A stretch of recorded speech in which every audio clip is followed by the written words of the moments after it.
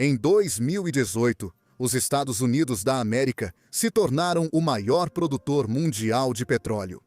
Apenas um ano depois, tornou-se o maior produtor de petróleo da história, com 123 milhões de barris por dia, superando previsões de especialistas.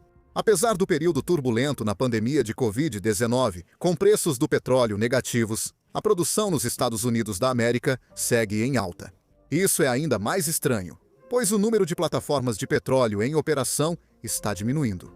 Em apenas uma década, os níveis de produção dos Estados Unidos da América ultrapassaram os de seus oponentes geopolíticos, Rússia e Arábia Saudita, passando rapidamente da dependência de importação para se tornar a principal superpotência global do petróleo. Os Estados Unidos da América agora produzem tanto petróleo que, pela primeira vez desde os anos 1940, são exportadores líquidos. Diferente das décadas passadas, os Estados Unidos da América eram dependentes de fornecedores instáveis, que podiam interromper vendas a qualquer momento. O país agora desfruta de sua posição poderosa no mercado global, sendo tanto o maior produtor quanto o maior consumidor, ganhando mais força nas negociações comerciais e tornando-se menos suscetível ao controle de mercado da Organização dos Países Exportadores de Petróleo. Garante fornecimento estável de energia para indústrias, residências e apoia a economia e o padrão de vida. Em um momento em que a segurança energética está no topo das agendas governamentais, a renascença do petróleo nos Estados Unidos tem sido extremamente oportuna. Mas, apesar de produzir mais petróleo do que consome, os Estados Unidos, curiosamente, continuam sendo o segundo maior importador de petróleo do mundo inteiro. E com a verdade inevitável de que o petróleo é um recurso finito, os Estados Unidos da América têm reservas estimadas para apenas mais 11 anos. A velocidade rápida com que esse recurso natural tem sido extraído do solo levanta a questão de por quanto tempo esses níveis sem precedentes de produção podem ser sustentados. A indústria enfrenta preocupações ambientais sérias e crescente concorrência do setor de energias renováveis, cada vez mais competitivo e preferido. Então, como sempre, temos algumas perguntas para responder. Como os Estados Unidos se tornaram o maior produtor de petróleo de todos os tempos? Por que os Estados Unidos ainda compram tanto petróleo? E, finalmente, por quanto tempo esses níveis de produção realmente podem ser sustentados? Olhando para onde está a produção de petróleo dos Estados Unidos hoje, você pode se surpreender ao saber que os níveis de produção, na verdade, caíram de forma consistente por 38 anos, de 1970 a 2008. Durante esse período, o mundo estava se tornando cada vez mais interdependente, com barreiras comerciais mais baixas e as reservas de petróleo mais facilmente acessíveis dos Estados Unidos foram se esgotando. A indústria do petróleo passou a importar de países como Canadá, Venezuela, México, Arábia Saudita e Iraque, onde havia mais petróleo e custos menores.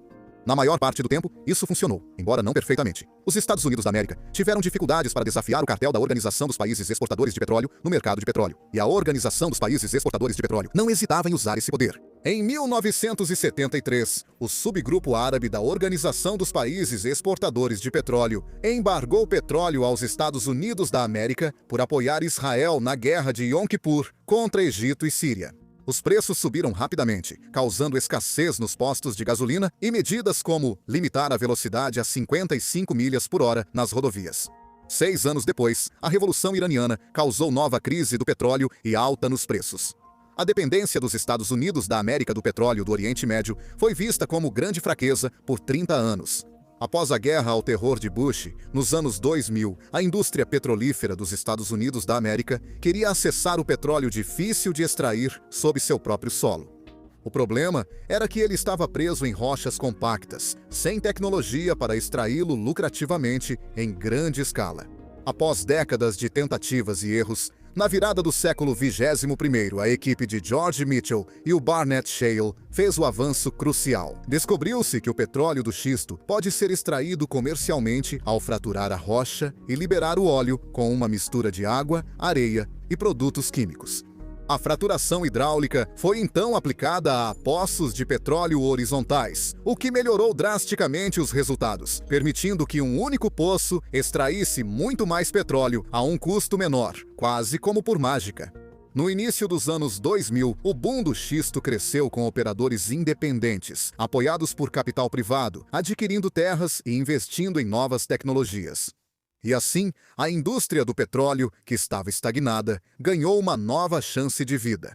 No Texas, a bacia do Permiano se tornou um dos campos petrolíferos mais produtivos do planeta. Economias de pequenas cidades rurais foram transformadas. Dakota do Norte, onde fica a formação de xisto Bakken, viveu o equivalente a uma corrida do ouro moderna, com aumento de empregos, altos salários e expansão urbana. Cidades dentro da região de Bakken, como Wilson e Watford City, atraíram tanta mão de obra que Dakota do Norte foi o único estado cuja população ficou mais jovem em 2021, em comparação com 2010. De 2008 a 2014, o estado teve a menor taxa de desemprego do país e grande superávit fiscal devido à arrecadação de impostos. Durante esse período, a indústria do petróleo estava sofrendo com o próprio sucesso, com os depósitos de armazenamento de petróleo atingindo a capacidade máxima em taxas alarmantes. Cushing, o principal depósito de petróleo em Oklahoma e referência global de preços, atingiu o recorde de 69 milhões de barris em 2017. O boom na Dakota do Norte acabou tão rápido quanto começou, com a produção estagnando em 2015.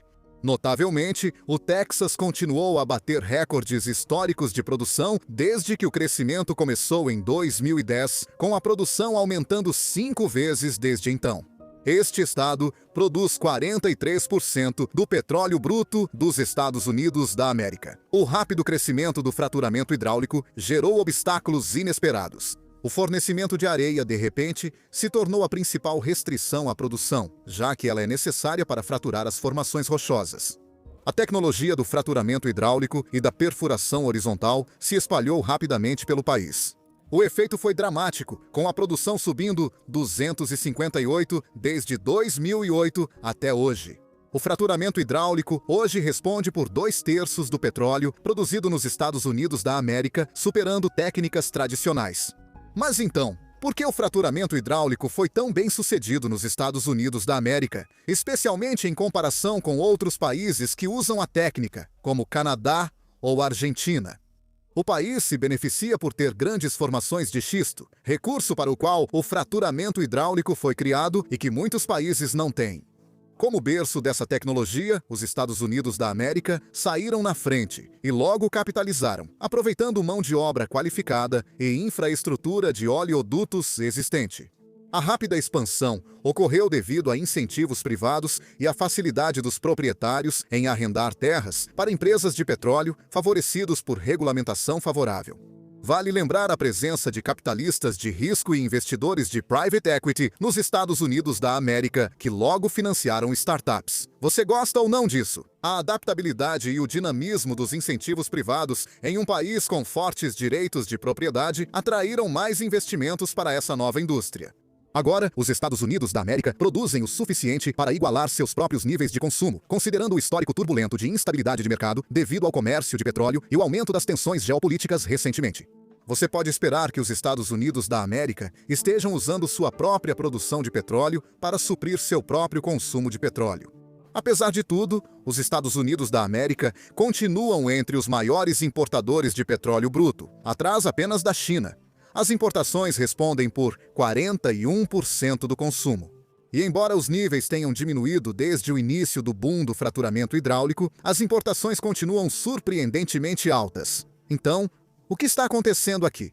Simplificando, o petróleo bruto produzido no país a partir do fraturamento hidráulico não é adequado para uma grande parte da infraestrutura de refino dos Estados Unidos da América. Nem todo petróleo é igual. Depósitos de petróleo bruto têm propriedades químicas e físicas que definem o refino necessário. No século XX, a infraestrutura de refino dos Estados Unidos da América foi feita para processar petróleo pesado e com alto enxofre, ou seja, denso e rico em enxofre. Porque os Estados Unidos da América lidavam principalmente com esse petróleo, importado do México, Venezuela, Arábia Saudita e Canadá. Essa infraestrutura, levou décadas para ser construída e ajustada. O petróleo bruto produzido nos Estados Unidos da América com fraturamento hidráulico é leve, doce, menos denso e com baixo enxofre. Muitas refinarias dos Estados Unidos da América, especialmente na costa do Golfo, não conseguem processar esse tipo de óleo.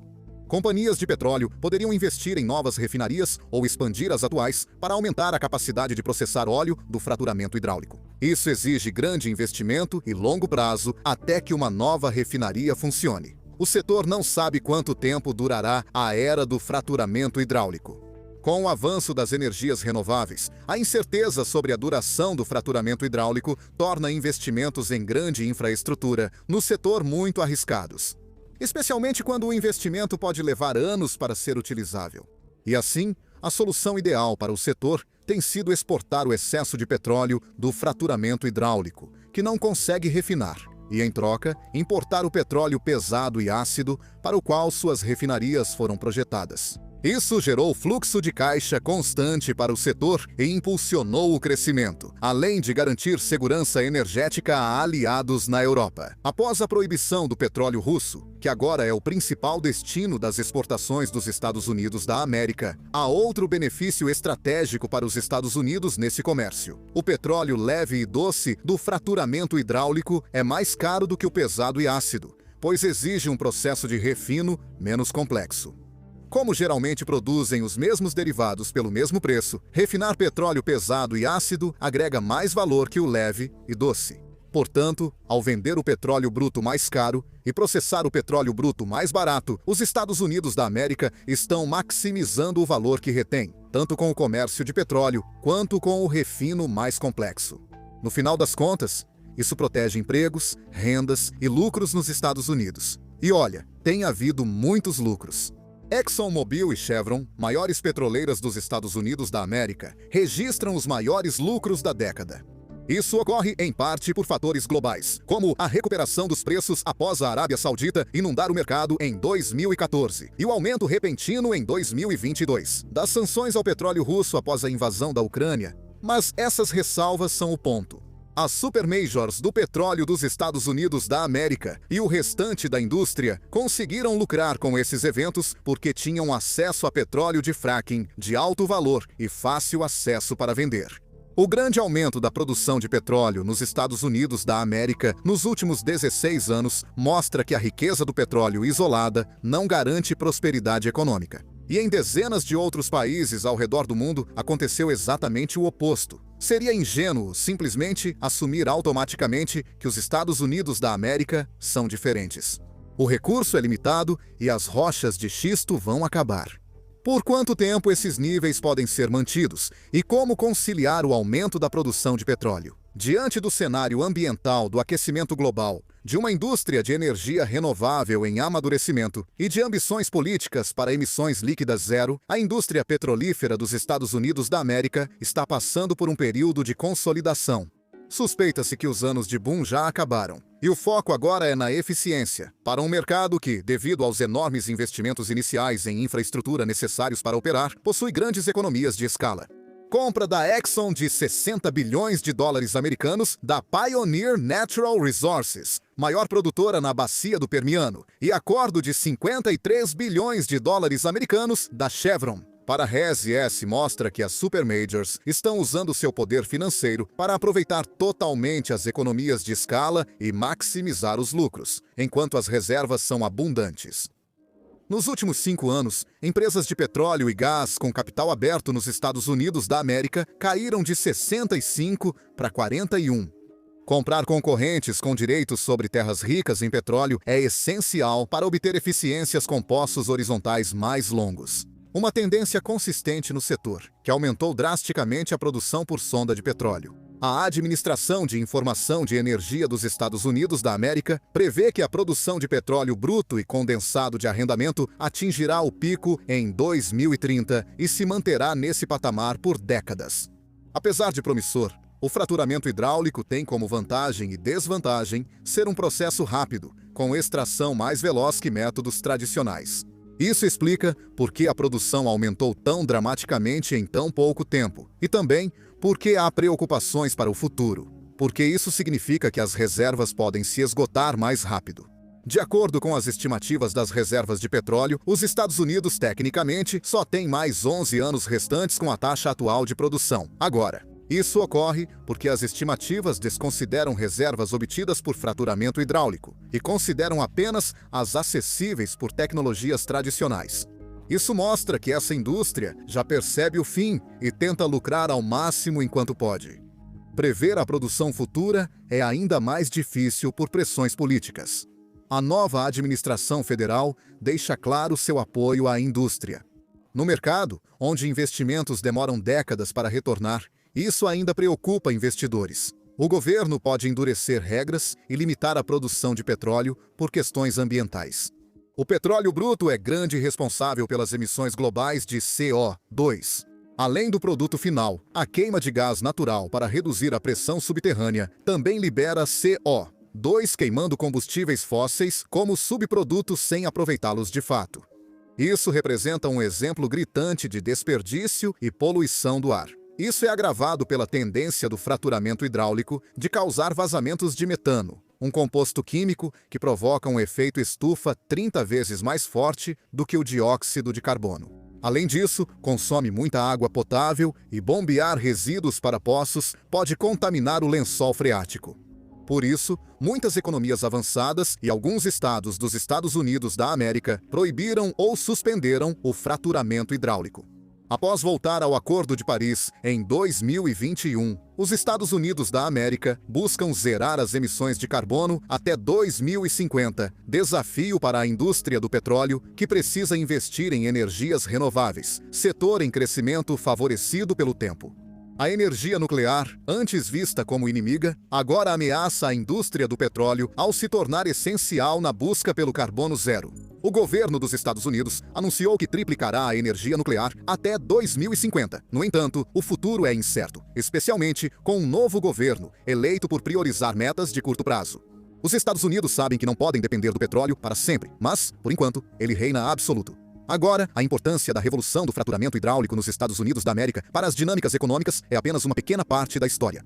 Mesmo sem lucro, a independência energética pode compensar. Com tensões diplomáticas afetando o mercado de petróleo, esse fornecimento se torna ainda mais crucial. Fizemos a segunda parte deste vídeo no canal Context Matters, mostrando a revolução do fraturamento hidráulico nos Estados Unidos da América sob uma ótica política global. Você pode assistir agora na sua tela.